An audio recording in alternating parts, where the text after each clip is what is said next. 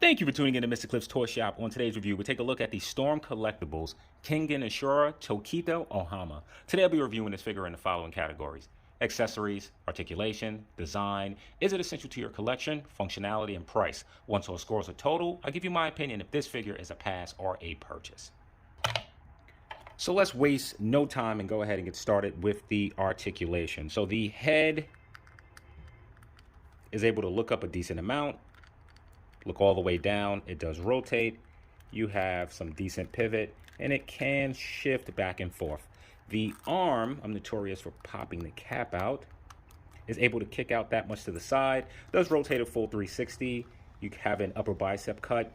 Elbow is double jointed, only bending in that much, and wrist is on the hinge, so you're able to get it to move in any direction you so choose. So with the torso, let's go ahead and focus on this one. You have a singular torso. However, it is very flexible. Just using the top part of that torso, he's able to crunch down very far using the, moving him to the back. Just using the top, he's not able to go back as far. But now using the combination of the two, it pops off.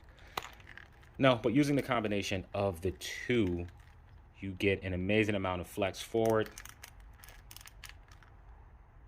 decent amount backwards, great rotation, and just overall mobility, good side to side. So with the legs, he's able to kick forward that much, backwards that much. Okay, is there rotation? Okay, it is rotation. It works okay going in, not so much going out. You do have an extra point of movement underneath the leg. Going down to the foot, it's able to flex down all the way that much. It's able to go up forward. You have the tilt, which is on an angle outside. Works a lot better inside. And then you do have toe articulation, and the toes go all the way up. If I haven't mentioned, the legs are able to kick all the way out to the side. And being that figures sometimes don't have butterfly joints, I forget. It collapses in all the way that much, backwards all the way that much, and you have some shift up and down. And somehow forgot to show that the knees are double jointed, bending in that much. So with articulation, this figure is great. The only limitation is this double jointed elbow, which that we got more range than that. So for overall articulation, I'm going to give this guy a 9 out of 10. So for accessories, you really get a decent spread. You have 5 pair of hands, 2 on the figure which are fisted. So just looking at the hands, there is some line work on the hands. Would like to see a little bit more paint here. Hopefully that's focusing in. But you do have some grooves for the fingerprints and some, for the fingernails and some lines. You receive 3 head sculpts in total. Taking a look at this head sculpt here, the face sculpt doesn't have enough expression. It's just very flat on the cheeks, very flat on the brow. Wish that we would have gotten some more expression in the face. And with Storm Collectibles, they're typically a hit or a miss with that. Some figures have the expression, others do not. I like this head sculpt. It has that smirk. So this one is definitely the better choice out of these two, in my opinion. And for everyone who complained about the single torso, Storm Collectibles actually gave us a second torso. How cool is that? Here we have an effect piece. I really don't remember this from the show. It has some speckling, which I am under the assumption is mimicking blood. If it is blood, it doesn't look great. I've been on record saying that usually toy companies fail in this department with blood. So this looks more like paint splatter.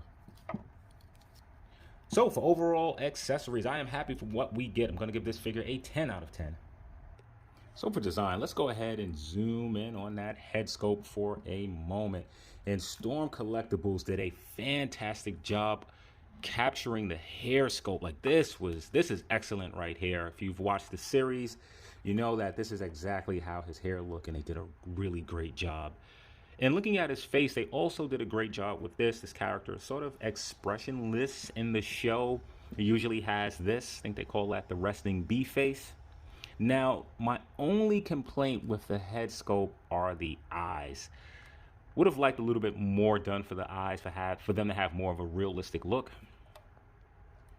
But now I'm just looking at the muscle definition, looking at the neck, the chest. Look at this guy abs. Shoot. Look at the arms, the pecs. Just a great physique. Definitely exaggerated in some areas. And coming down, I think Storm really did a good job with these trunks. You can see the line work. I'll make sure I have that turned. See if I can get it to match back up. That's a little bit better there. And it's some shading throughout these trunks and some line work, which really makes it look more realistic. The line work also continues in the back. And with Storm, with their joints, I really have no problem with the joints, even though they're pretty big, but they're the same color of the figure, so that helps a lot. Now with the feet, you do have pins on the inside, the inner joints, not on the outside, so I'm happy that you don't see that there. So for overall design, Storm Collectibles killed this. I'm going to give this figure a 9 out of 10. So is Tokita Ohma sent you to your collection? Well, let's dive into the history. He's the main protagonist of Kengan Ashura, growing up in this land known as the Inside. He was found and adopted as a young orphan by Tokita Nico, which taught him the Nico style. The Nico style comprises of 4 katas, and each kata has their very own technique. Now, jumping over to action figures. There are no other action figures made of Tokita Ohma. So if you are looking for him in action figure form, this is it. So as far as being essential to your collection, I'm going to give this character a 10 out of 10. So for functionality, this figure clearly passes the stand test. Let's just go ahead and put him to the side for a moment. I want to bring in this extra torso. I'm not sure if I'm going to rip the arms off of him or not, but I do want to go ahead and show the head scope as we haven't showed it on the figure. So that pops on pretty easily. Maybe I'll just go ahead and swap out the torso part without the arms, which pops in very easily, just to give you an idea of how that worked. And being that we didn't go over articulation with this part, the top part is movable and it's very soft. So you can get him to crunch forward a lot. And using that bottom joint, look, same thing with going backwards. You get some excellent range, side to side, and just overall movement. So this just works so much better than the solid torso. What I really like about Storm Collectibles with their torsos, they're soft. Like the upper part is soft, the bottom is hard. So you don't have to worry about this scraping. I want to go ahead and, maybe I don't need to pop that back on. Also want to take time to talk about the trunks. The trunks are also soft in that area, which allows the leg to kick up. You can see it bending right here so that you can get maximum range. All right, let's pop the top back off. Let's go ahead and add in his arms. And let's see if we can, well, before we throw in the hands, let's grab that effect piece. Now, I'm under the assumption that this is a punching effect. And the reason that I'm under the assumption is the area to where something fits here looks too small to be a foot. So I'm assuming it's a hand and it swings in some sort of direction like this. And it works well enough. Typically, Storm Collectibles does not do the greatest job with effects form-fitting the figure, but this appears to work if this is how it goes. If it does go on the foot, it doesn't fit as secure, and you would have to get them in some sort of stance maybe to make that work. It is super loose. So let's go ahead and swap out the hands, or at least one hand. And that was easy enough.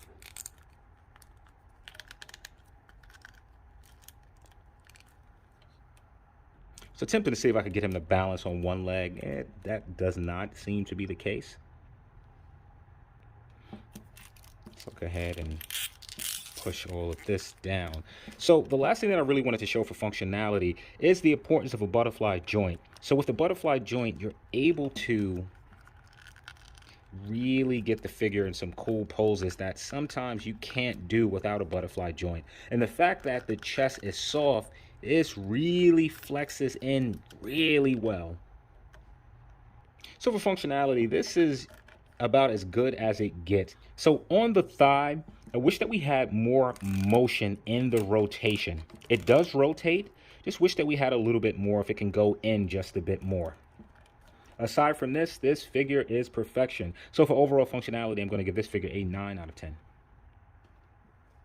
So for price, this figure comes in at $85. Add in taxes, add in shipping, you're looking at a price point of roughly 98 bucks. So now, is this figure worth the price of admission? Well, in terms of accessories, you receive a decent offering. You have 5 pair of hands to put this figure in action poses that you need to put him into. You receive a power effect, which I'm not crazy about and I actually don't remember from the series. And you receive 3 interchangeable heads. 2 of them I feel work well with the figure. 1 of them is missing a lot of expression and detail. Usually with other characters, I can tell you what accessories I would want, but looking at the series, this figure comes with all that he should come with. So for pricing, I would love if these were $60 figures, but they are not. So for overall pricing, I'm going to give this figure a 9 out of 10. That should give Tokita Ohma an overall cliff score of. So now, is this figure a pass or a purchase? If you watch this series, which I recommend, if you enjoy Baki, this is definitely a better series than that. More realistic, better fight qualities, at least in my opinion. More importantly, you get to add another character to the building universe of Storm Collectibles. This just doesn't have to be a fighting character for Kengan Ashura. This can fit in with your Street Fighter, your Tekken, your King of Fighters, and so on. This figure has fantastic articulation and functionality. And if you're planning on collecting this particular line, this is the core character. So this figure is an absolute purchase. All right, let's jump to a few size comparisons. Let's throw in the figure that I recently reviewed, the Nice Naughty Santa.